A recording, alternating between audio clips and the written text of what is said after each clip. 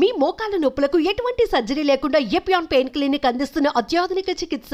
Cancer రాకుండా ఉండాలి అంటే ఏం చేయాలి? ఇది ఈ రోజుల్లో కామన్ గా వచ్చే ఇంకొక ప్రశ్న. క్యాన్సర్ రాకుండా ఉండాలి అంటే మనకి మన చేతిలో ఉండి మనం చేయగలిగినటువంటివి కొన్ని ఉంటాయి. వాటిని మోడిఫైయబుల్ రిస్క్ ఫ్యాక్టర్స్ అని చెప్తారు. ఏ క్యాన్సర్ కైనా ఆర్ ఏ జబ్బుకైనా for that matter. Life style diseases లో ఎస్పెషల్లీ మోడిఫైయబుల్ అండ్ అన్మోడిఫైయబుల్ రిస్క్ ఫ్యాక్టర్స్ అని ఉంటాయి. అన్మోడిఫైయబుల్ రిస్క్ ఫ్యాక్టర్స్ అంటే మన చేతిలో లేనివి. అంటే ఇప్పుడు క్యాన్సర్ ఎక్కువ భాగం పెద్ద వయసులో, వయసు పెరిగే కొద్దీ క్యాన్సర్ రిస్క్ పెరుగుతూ ఉంటుంది. ఆ వయసు పెరగకుండా మనం ఏం చేయలేం. అలాగే ఆడవారిలో బ్రెస్ట్ క్యాన్సర్ కు ఛాన్సెస్ ఎక్కువ ఉంటాయి. అందుకని మనం ఇప్పుడు ఆడవారిగా మనం పుట్టకుండా ఉండమంటే కుదరదు. సో ఇలాంటివి ఏంటంటే కొన్ని జన్యుపరమైన మార్పులు ఉంటాయి. ఇవి ఏంటంటే అన్మోడిఫైబుల్, మన చేతిలో లేని. మన చేతిలో ఉండి మనం చేసుకొని ఏమన్నా మనం చేయగలిగేటువంటి ఏమన్నా ఉన్నాయా క్యాన్సర్ రాకుండా అంటే వాటిలో ముఖ్యంగా చెప్పుకోదగ్గవి లైఫ్ స్టైల్ చేంజెస్ అనేటువంటివి. మనం జీవన విధానంలో మార్పులు కొన్ని తెచ్చుకోవాలి. అది ఎలాంటివి అంటే మొట్టమొదటిది పొగాకు దూరంగా ఉండడం. అందరికీ తెలిసిన విషయం, ప్రపంచం మొత్తం అందరికీ తెలిసిన విషయం ఏంటంటే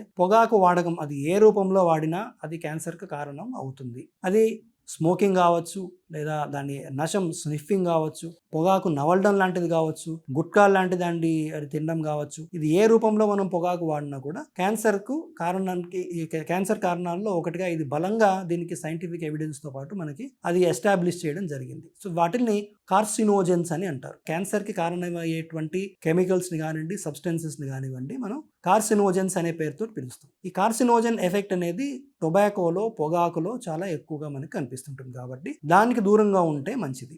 అది ఎగ్జాంపుల్. రెండవ విషయం ఏంటి అంటే ఒబేసిటీ, స్థూలకాయం వల్ల కొన్ని రకాల క్యాన్సర్స్ వస్తాయనేటువంటిది కూడా మనకి సైంటిఫిక్గా మనకి ఎవిడెన్స్తో సహా మనకి ప్రూఫ్ ఉన్నదన్నమాట. ఉదాహరణకు ఊబకాయంలో వచ్చేటువంటి క్యాన్సర్స్లో gall bladder cancer, colorectal cancers, గర్భసంచి లోపల ఉండేటువంటి క్యాన్సర్లు, ఇటువంటివి స్థూలకాయంలో ఎక్కువగా ఉండే వాళ్ళలో మనం గమనిస్తుంటాం. కాబట్టి బాడీ వెయిట్ని అదుపులో ఉంచుకోవాలి. బాడీ వెయిట్ని అదుపులో ఉంచుకోవడం ద్వారా క్యాన్సర్ కొంచెం దూరంగా పెట్టచ్చు. అది కాకుండా దానికంటే ఇంపార్టెంట్ విషయాలు మనకి కార్డియోవాస్కులర్, మన హార్ట్ డిసీజ్ కానీ, బ్లడ్ ప్రెషర్, కొలెస్ట్రాల్, ఇవన్నీ కూడా కంట్రోల్లో ఉండేటువంటి అవకాశం ఉంటుంది. కాబట్టి ఒబేసిటీని కంట్రోల్లో, బాడీ వెయిట్ని కంట్రోల్లో పెట్టుకోవడం ఒకటి. సో ఆ జాగ్రత్త తీసుకోవడం ద్వారా కూడా మనం కొన్ని రకాలైనటువంటి క్యాన్సర్ నుంచి మనం దూరంగా ఉండేటువంటి అవకాశం ఉంటుంది. మూడవది, ఇది వరకు కొంతకాలం ముందు వరకు డిబేటబుల్ ఇష్యూగా ఉండింది ఏంటంటే ఆల్కహాల్ కన్సంప్షన్. ఆల్కహాల్ కన్సంప్షన్ కొంత తీసుకుంటే మనకి బాడీకి సేఫ్ అని, కొంత తీసుకుంటేనేమో అది కార్డియోవాస్కులర్ ప్రొటెక్షన్ ఉంటుందని, కొన్ని మనకి WHO కూడా ఇది వరకు కొన్ని పర్మిసిబుల్ లిమిట్స్, అంటే ఓకే ఇంతవరకు అనేటువంటి లిమిట్స్ ఉండేవి. కానీ ఈ మధ్య కాలంలో రీసెంట్ గా మనం చూసినట్టయితే any amount of alcohol consumption can be carcinogenic. అంటే ఆల్కహాల్ అనేటువంటిది ఇథైల్ ఆల్కహాల్ ఎంత మోతాదులో తీసుకున్నా కూడా క్యాన్సర్ కు కారణం కావచ్చు. అందువల్ల దాన్ని అవాయిడ్ చేస్తే మంచిది అనేటువంటిది WHO అండ్ IACR రికమెండేషన్స్ ద్వారా మనకి తెలుస్తుంది. ఇవి కాకుండా కొన్ని డయటరీ హ్యాబిట్స్, ఆహారపు అలవాట్లలో ముఖ్యంగా రెడ్ మీట్ కన్సంప్షన్.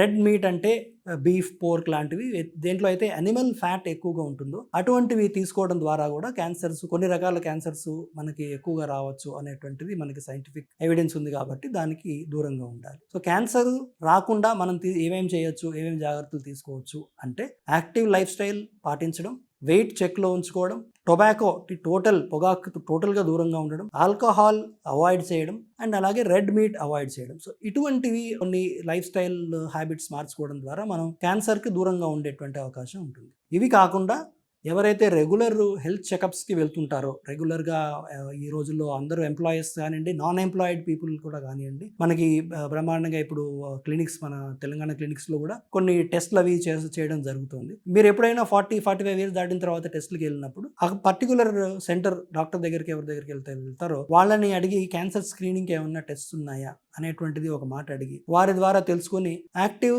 లైఫ్ స్టైల్తో పాటుగా ముందు జాగ్రత్తగా ఎటువంటి టెస్ట్లు మనం చేసుకున్నట్టయితే క్యాన్సర్ని మనం దూరంగా ఉంచగలిగేటువంటి అవకాశం ఎక్కువగా ఉంటుంది.